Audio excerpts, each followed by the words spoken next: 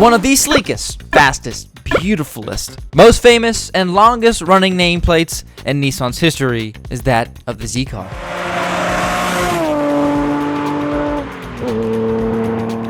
From its humble beginnings to becoming a symbol of speed and style, the Nissan Z has etched itself in automotive history. Today, we're going to go back in time and see just what made this tiny concept car into a roaring legend of the streets. So, fasten your seatbelts because this is the history of the Nissan Z. I'm Micah, welcome to Rev-Life.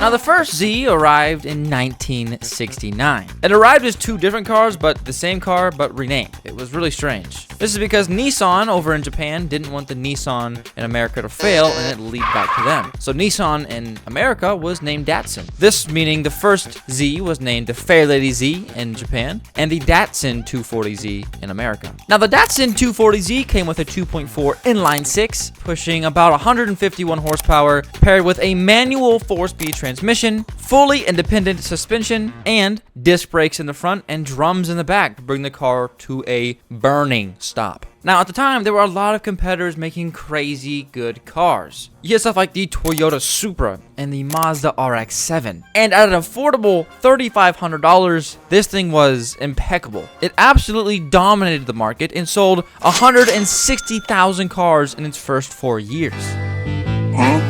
Now, for only $3,500, you're getting quite the bang for your buck. You're getting a decent amount of horsepower, and honestly, it was pretty dang quick. It had a 0 to 60 in the 8-second range and a top speed of 125 miles an hour, which back in 1970, that was pretty dang fast. Not that I would know because I'm not ancient like some of you. Next up is the 260Z, which replaced the former 240Z in 1974. Now, the 260Z actually offered a bigger engine with less horsepower. This due to the US's emissions regulations, which required the automakers to detune the larger engine to 140 horsepower. Now, the 260 wasn't just a letdown completely. It did have upgrades. It had a improved chassis, a built-in roll bar, new taillights, new bumper, and a bunch of other neat facts. I mean, you kind of trade off more horsepower for a nicer car. I mean, it is what it is. Clutch in first gear, then you dump the clutch and slam on the brake. Now, although the 260Z was sold for several years in many markets, the US only had 1 year before moving on to the 280Z, which then bumped the engine displacement up to 2.8 liters, pushing a whopping 170 horsepower. Now, these 280Zs had a lot of good changes. They had new fuel injection, a larger fuel tank, and an optional 5-speed transmission. Now, by the time the 280Z had finished its production, Nissan and Datsun had sold 520,000 vehicles worldwide. I'm in the empire business. Moving on, the brand new 280ZX had entered the marketplace with the revised purpose of being more of a grand touring car than a focused sports car. And as such, the 280ZX was much larger, much heavier, and it was more comfortable, if that counts. Now, the downside of this comfort-based car is that comfort was prioritized over tuning. And I'll be honest, the acceleration suffered a lot. Now, this car also had the 2.8-liter straight six, but it was only able to have about 135 horsepower. The acceleration fell to sub 240Z levels. That's the first car. Now, when this car came out, the acceleration was worse than the very first Z that had ever arrived to the marketplace. I mean, on the bright side, the T-Top finally came out, so that's good. But hey, it's alright. In 1981, the 280ZX released a turbo variant to restore the lost power.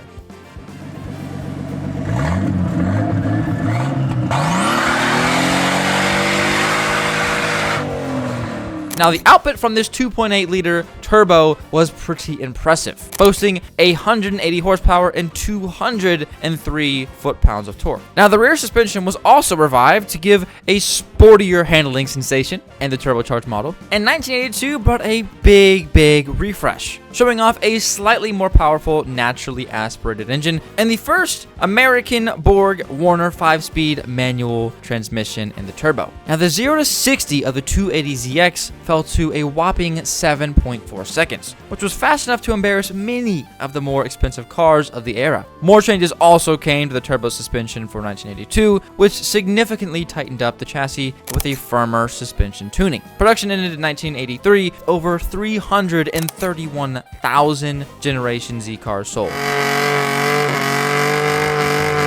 Now, Nissan wanted to take a step forward. They were done being criticized and categorized as the the 200 this, the 200 that. They were done. It's time to turn a new page. May I show to you the 300ZX. This car was pretty dang sick. It was actually the first Z car to ever have official Nissan/Datsun branding. Later on, Nissan began to shift out of that US specific categorization, and they were all Nissan from there on out. But this was very cool to see. Now, the Nissan 300ZX had a more square body, less curvaceous styling, and swapped the fixed lights to pop-up lights that allowed a lower, more aerodynamic nose. Now, mechanically, the changes were pretty extreme. They brought an entire new engine in with this car, out with the inline 6 and in with the V6, which was improved for weight distribution and efficiency. Now, this new V6 offered a naturally aspirated version, which produced roughly 165 horsepower, while the turbocharged engine made 200 horsepower. That's a lot of horses. This car offered a 5-speed manual or a 4-speed automatic, which is pretty sick. Now, Nissan finally gave these turbo models a limited slip differential in 1987. In 1980s, Nissan finally added a vocalized alert system, aka the dinger when your doors open or when your gas is low. By the time production ended in 1989, some 329,000 third-generation Zs had been produced.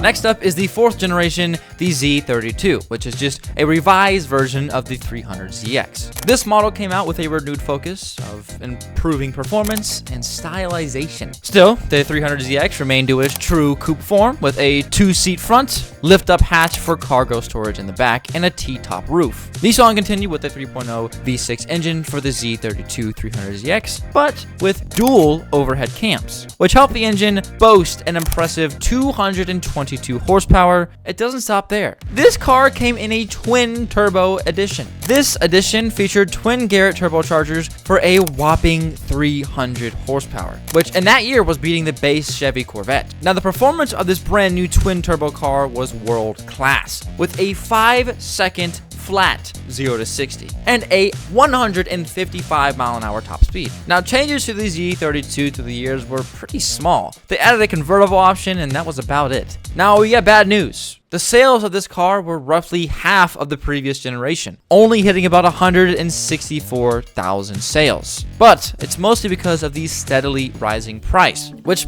put the Nissan in the same group as Corvettes and Acura NSXs and Porsche 968s. It was almost impossible to sell a Nissan when you're compared to those big guys. And after that, Nissan Zs went into a 6-year-long hibernation. And I'll be honest, I am glad we let them cook. Because next up is one of my favorite cars of all time. No bias at all, by the way, in this next section. About halfway through the wait, Nissan came out with the 240Z concept at the Detroit Auto Show. Let's be honest, that car was hideous. Let's just be glad it's not here. In the early 2000s, Nissan revealed a brand new car. This was the brand new Nissan 350Z.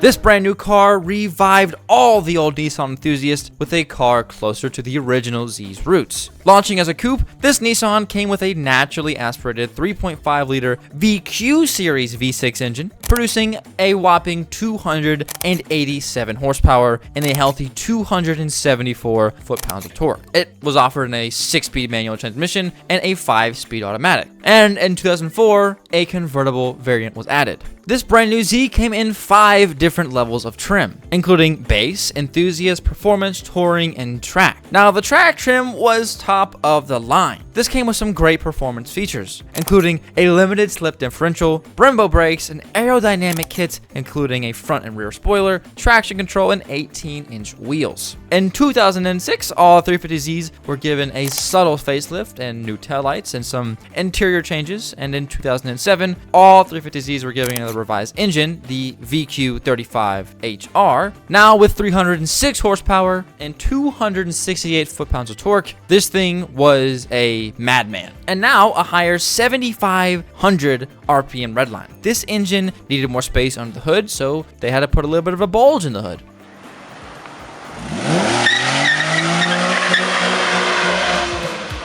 Next up is the Nismo version of the 350Z. This was marketed in the final 2 years of production, from 2007 to 2008, and offered a far more sporty appearance. These Nismos had a Yamaha-tuned suspension, unique 4-piston front, 2-piston rear brembo brakes, lightweight Ray forged wheels, and staggered 18-inch front, 19-inch rear sizing. And, don't forget, a special Nismo exhaust system. Now, there was some 1,600 Nismo 350Z produced in North America, which was a fraction of the 150,000 350Zs sold in the region in total. I mean, altogether, the 350Z was a legendary car and now is known as one of the most recognizable drift cars on the street. It's appeared in movies like Fast and Furious Tokyo Drift, for example, where the main antagonist drives a 350Z, which, I'll be honest, is pretty dang hot.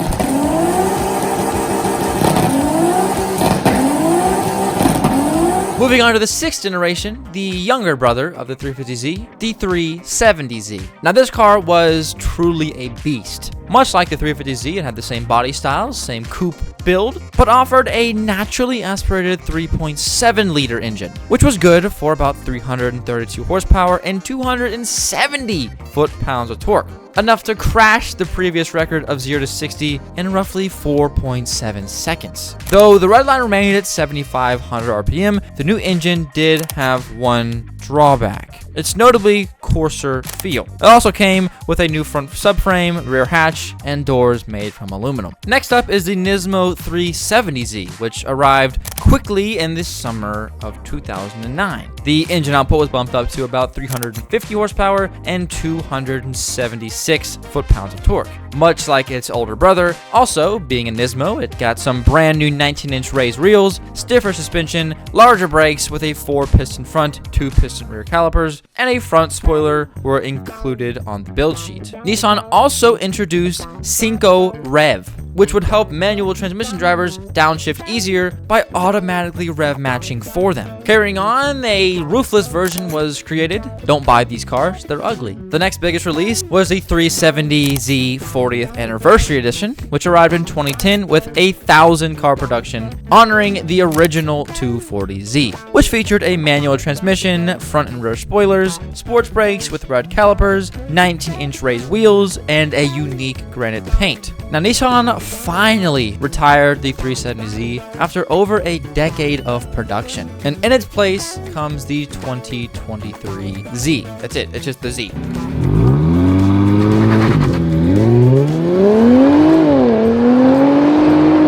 Now this new Z has a lot of updated features, but it also has a lot of throwbacks. This new Z has tons of different design choices that were influenced from Zs from its past. And it also packs a 3.0-liter twin-turbo V6 under its long 240Z-like hood. Now the 400 horsepower engine mates to either a 6-speed manual or a 9-speed automatic transmission. Now inside, the new Z welcomes a modern technology such as a 12.3-inch digital gauge cluster and a standard 8.0-inch touchscreen. Now this new Z is freaking fast, with a 0 to 60 in 4.3 seconds. Obviously, it's not a Dodge Demon, but it is what it is. It looks like the old ones put through a time machine, legitimately. I've only seen like 2 or 3 in person, and every time I do, my mind is absolutely blown. Maybe one day we can get one on the channel. That'd be pretty dope. Either way, I don't believe this is going to be the last Z, and if it is, that's okay. If you guys enjoyed today's video, make sure to slap that subscribe button. Make sure to do a burnout in the comment section and let me know what you want to see next on Cars Wrap. Thank you all for watching, and I'll see you guys in the next one. Peace out.